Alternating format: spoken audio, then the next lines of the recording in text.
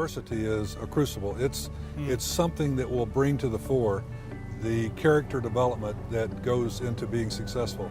You can do it without, but if you were trying to study what are the things that you need to be successful in life, I think the easiest place to find those characteristics is by studying people that have overcome adversity, because it forces you to quickly develop the characteristics to be successful.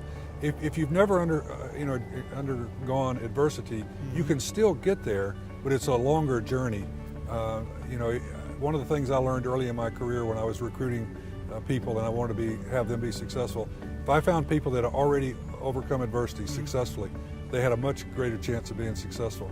Because the first time you hit the adversity, who knows how you're going to react, but if you have a series of them and you've overcome them successfully, it's a character builder. It makes you stronger, it makes you better.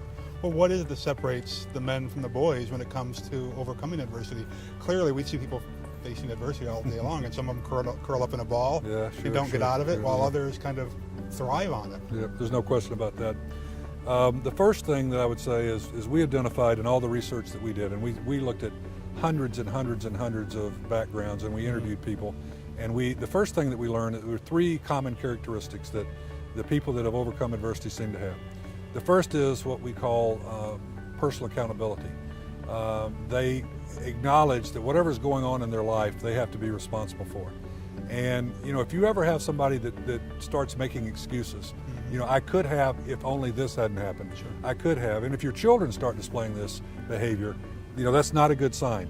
If your kid comes to you and says, well, I could have made that Little League team if the coach had only known how good I was. Well, the kid should be working harder to have the coach know. But personal responsibility. These people have a great deal of optimism, more so than the general population. And then the third thing that they display, which is something you might not think about very often, it's an attitude that I call and then some. They have the ability and the desire to do what's asked of them and go the extra mile and then some. It's a very, very special characteristic. Now, I cannot tell you why some people have these three things and others don't. That's the $64,000 question, but I do know that they seem to be present in virtually everybody that we studied that had success. Well, the and then some characteristic is the one that has me intrigued. I'm a CEO myself, and once I read that, I said, aha, that I understand why this person is getting promoted over that person. Can you spend a little time on that, or maybe help encourage people to really own that and then some characteristic? Well, I can certainly give you one personal experience. When I was in college, I had to work my way through, and I had a job loading trucks at night, and it was a very good paying job. And it was a casual worker, so they didn't always need a certain number every night. So some nights they need 10, 20, sometimes they only needed one. Well, I needed the money very badly. I needed to pay for some things. I needed to help my family out. So what I had to do was to make sure that if they only called one worker, that I was the worker that they called. That's great. And I don't know any way to achieve that without having an attitude of doing what's asked and then some.